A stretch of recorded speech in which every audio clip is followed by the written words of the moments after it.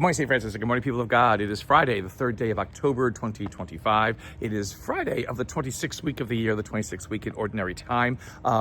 And that's about all it is on the church's calendar. It's also the eve of the Feast of St. Francis. And so this day, October the 3rd, is the day in which the Franciscan communities around the world, especially the community here at St. Francis and the Franciscan School, remember the transitus, the passing of St. Francis from this life into eternal life. And so here in the great courtyard of our school, the Franciscan School, statue of Gubbio and Francis there under the pergola, the old chapel before we put the new one, which is now part of the cafeteria here at the Franciscan School behind me, like this.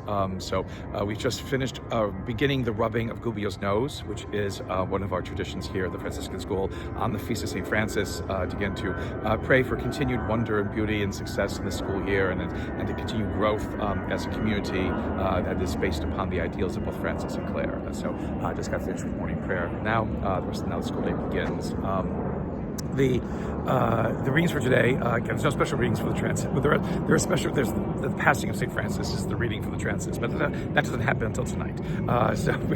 Readings for today, we move to the prophet Baruch, because again, we are in this part of the Old Testament in which the readings for this time of the year are taking a look at what was the exile, and both the return of the exile, the Israelites from exile, but also the sense in which in exile, the Israelites also remembered the terrible things that they had done, and that they needed a God to help them basically come back, to who it is that they were, and who it is that they were called to be, and the possession that they were of God's own heart. And so, in Baruch, who was a prophet during the exile, the Israelites lament the fact that they failed to follow God's decrees. They failed to listen to God. They failed to pay attention to who it is that they were. They failed in the embrace of their identity, and they followed all kinds of other identities, and that has brought them to this awful, terrible spot in their life, and they regretting it, and they ask God for help.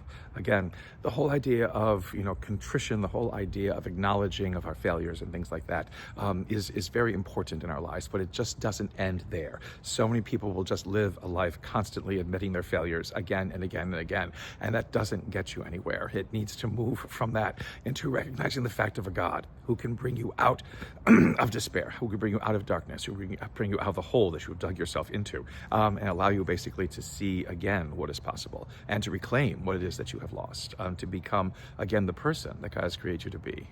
Baruch and his prophecies are a wonderful way of remembering that, and of helping us again to keep moving forward in our lives, and not to get stuck in past deeds and past actions and whatever it is that can truly be our undoing. In Luke's Gospel today, just a bunch of condemnations. Nobody's listening to Jesus in Galilee and around those areas. And so, the temple that was in Chorazin, talking about Capernaum, again, it's because they keep rejecting everything that Jesus is trying to do. They keep rejecting everything Jesus is trying to say, and trying to show them. And because of that, they'll only suffer for it. And so the non-Christian, or the non-Jewish cities of Tyre and Sidon, it'll be better for them when they listen to it than it will be, for all of you who consider yourselves, again, staunch Jews and Israelites and people who have obeyed the law of God. Again, not to recognize the fact that God is here in your midst, again, is a failure, perhaps of your own arrogance and or your own fear. Again, that can happen to us too sometimes, in which we get tied in to either traditions or practices or whatever it is that don't really allow us to really live this faith in a way that is not only profitable for us, but profitable for those who come into our lives and those who we experience in our lives. Those are the people that begin. Those are the times, and those are the things that we must be attentive to, because in that way we show this world that our faith is something to believe in. That our faith is something with power, and that our faith allows us to see what the world alone cannot see. A blessed day, a blessed eve of the great feast of St. Francis, people of God and people of St. Francis. May the Lord give you his peace.